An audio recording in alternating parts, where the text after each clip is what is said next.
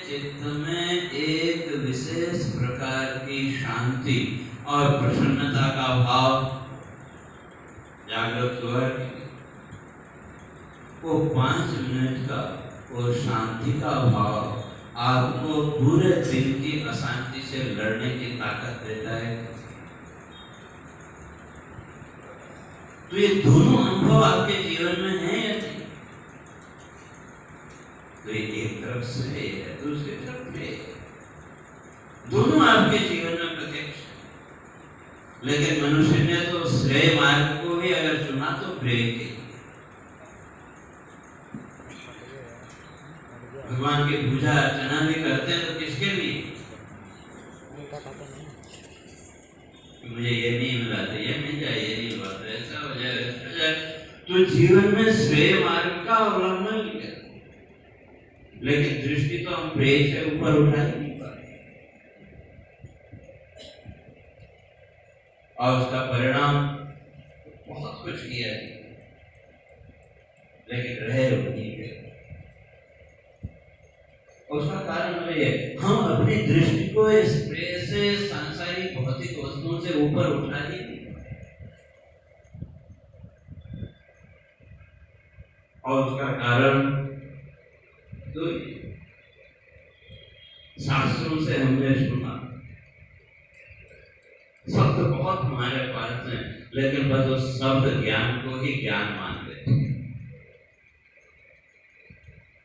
और जब तक शब्द ज्ञान को ज्ञान मानने की प्रवृत्ति जीवन में है, तो तब तक जीवन का विकास संभव नहीं है। भौतिक विकास हो सकता है, लेकिन आध्यात्मिक की ओर या श्रेय मार्ग की बात करें तो जब तक केवल शब्द ज्ञान को ज्ञान मानते हम चल रहे हैं, तो तब तक श्रेय मार्ग पर आप चले हुए तो श्रेय का लक्ष्य भी कहीं कहीं प्रेय ही होगा। क्यों? दृष्टि तो कहीं कहीं उसी भौतिक जगत के साथ। तो कहने का तात्पर्य है कि जो मंत्र कहता है कि मनुष्य में तक श्रेय और प्रेय इन दोनों का अनुभव मनुष्य के जीवन में है, दोनों पर, और कोई छुपा हुआ नहीं, स्पष्ट। तो जब भी आप मंदिर में गए, जो भी आपने पूजा पाठ आदि की, उस समय भी संसार भाव से तो ऊपर उठ गए, लेकिन वो जो श्रेय है उसको भी हमने किसके साथ जोड़ दिया? कहीं भी भौतिक फल के सांसारिक फल के साथ ही जोड़ दिया। तो इसलिए मंत्र कहता है कि धीरो, जो धीर है अर्थात जो विचार करने में सक्षम है, धीयम राति ही धीर, जो अपनी बुद्धि के द्वारा विश्लेषण करने के लिए तत्पर है, विचार करने के लिए तत्पर है, तो उसी के अंदर वो धैर्य का भाव दृढ़ होगा।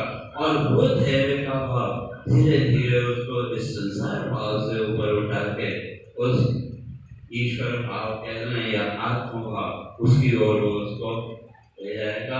और वो शांति की अनुभूति, तो जब 5 मिनट की शांति की अनुभूति आपको पूरे दिन भर की अशांति से लड़ने की सामर्थ्य दे सकती है, अगर वो भाव जीवन में दृढ़ हो जाए तो पूरा जीवन शांति से परिपूर्ण हो जाएगा। लेकिन इस दृष्टि से तो हमने कभी विचार, हमने तो ईश्वर की भी उपासना की, भक्ति, पूजा सब कुछ किया, लेकिन दृष्टि तो कहाँ? कहीं कहीं कोई ये इसका ये करो तो ये मिलेगा, ये करो तो ये मिलेगा, और ये संस्कार कहीं भी बचपन से फूट फूट के कर दिए। इस देवता की पूजा करो तो तुमको ये मिल जाएगा, इसका पूजा करो तो तुमको ये मिलेगा। तो उसके कारण व्यक्ति अपनी दृष्टि को इस प्रेय से ऊपर उठा सकता है, और परिणाम सब कुछ करते हुए वही जन्म मृत्यु का चक्र। तो इसलिए मंत्र कहता है जो धीर है, जो विचार करने में समर्थ है, तो वो धीरे धीरे उस श्रेय मार्ग की ओर आगे बढ़ेगा, और उस श्रेय मार्ग के द्वारा जीवन के परम लक्ष्य आत्मबोध तक पहुंच जाएगा। और बाकी प्रेत तो संसार की गति है, वो तो चलती रहेगी। और इस विषय पर आगे आप बड़ा गहन विस्तृत विचार श्रवण करेंगे। मैं अपनी वाणी को यही विराम देता हूँ। ओम शांति शांति शांति।